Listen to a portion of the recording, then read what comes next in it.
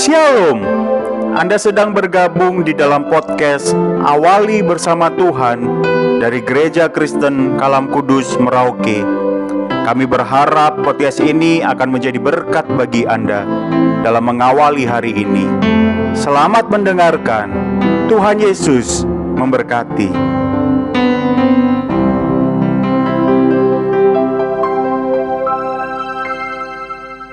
Selamat pagi Bapak Ibu Saudara sekalian yang dikasihi oleh Tuhan. Kita bertemu lagi di dalam program Awali Bersama Tuhan pada pagi hari ini. Pada pagi hari ini saya akan mengajak kita bersama untuk merenungkan firman Tuhan dari Lukas 17 ayat 17 sampai 19 yang berkata bahwa lalu Yesus berkata, "Bukankah 10 orang tadi semuanya itu menjadi tahir? Di manakah yang 9 orang itu? Tidak adakah di antara mereka yang kembali untuk memuliakan Allah selain daripada orang asing ini?" Lalu ia berkata kepada orang itu, "Berdirilah dan pergilah, imanmu telah menyelamatkan engkau."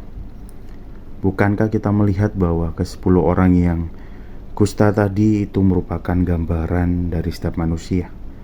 Ke-10 orang kusta yang Tuhan Yesus sembuhkan itu merupakan gambaran manusia pada umumnya. Ketika sakit berat, mereka datang pada Yesus untuk berteriak minta tolong agar dikasihani dan disembuhkan. Mereka mau melakukan apa yang disuruh Tuhan Yesus. Mereka mau melakukan perjalanan yang sangat jauh dari perbatasan Samaria dan Galilea ke tempat imam-imam berada, yaitu di Yerusalem. Tetapi ketika sudah sembuh, ternyata yang kembali untuk bersyukur, memuji dan memuliakan Tuhan hanya 1 orang saja. Dan itu adalah orang Samaria. Bukankah 9 orang yang kembali itu menggambarkan keadaan kita pada umumnya?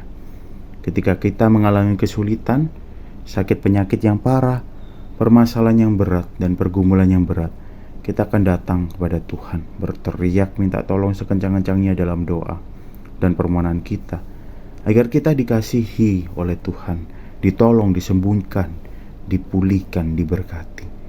Kita patuh melakukan perintah-perintah dan ajarannya supaya bisa diselamatkan.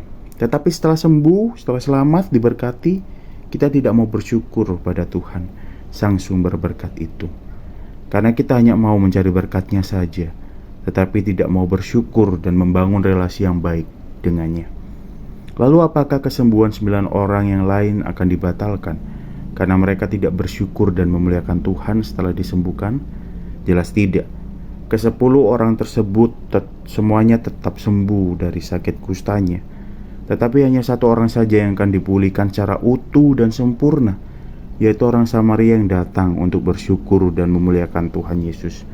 Jasmaninya bisa jadi dipulihkan secara sempurna, seperti yang terjadi dengan Naaman.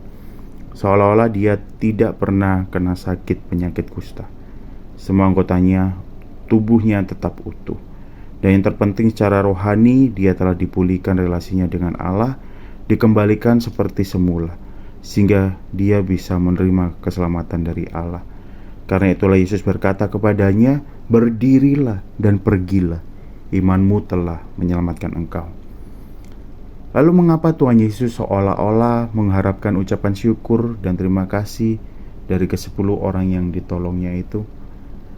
Dalam perikop sebelumnya di ayat 7-10 tentang hubungan Tuhan dan hamba dapat membantu kita menjelaskan hal ini. Apabila seorang hamba melakukan segala tugasnya, pekerjaannya, maka tuannya itu tidak perlu berterima kasih, karena itu memang sudah kewajiban dari seorang hamba itu. Tetapi jika seorang hamba itu sudah menerima segala kebaikan dari tuannya, maka hamba itu harus mengucap syukur pada Tuhannya. Apalagi tuannya itu bukan hanya sekedar Tuhan, tetapi tuannya itu adalah Allah, pencipta alam semesta ini.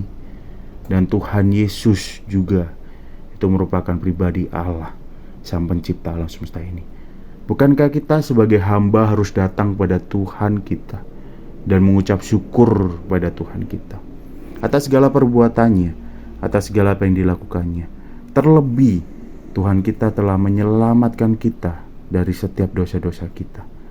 Dan Tuhan kita mau menjadi jembatan agar relasi yang putus antara Allah dan manusia itu tersambung kembali. Dan kita bisa mengucap syukur pada Tuhan kita bisa nyatakan kemuliaan-Nya Tuhan. Kita bisa berkata, thanks God, terima kasih atas kasih-Mu, terima kasih atas penyertaan-Mu. Biarlah kita tetap penuh dengan ucapan syukur, dan kita tidak lupa akan kebaikan-kebaikan-Nya Tuhan. Terlebih Tuhan sudah menyelamatkan kita dan menolong kita, menyembuhkan kita dari segala keberdosaan kita.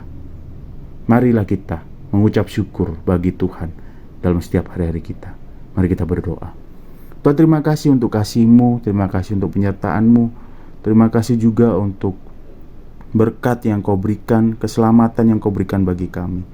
Tuhan, maafkan kami jika kami lupa untuk mengucap syukur padamu. Tolonglah kami Tuhan, mampukan kami Tuhan, untuk terus mengucap syukur pada Tuhan di dalam setiap hari-hari kami. Makasih Bapa, ini doa dan syukur kami. Di dalam nama Tuhan Yesus kami sudah berdoa. Amin. Selamat beraktivitas Bapak Ibu Saudara sekalian. Tetap bersyukur. Tuhan Yesus memberkati.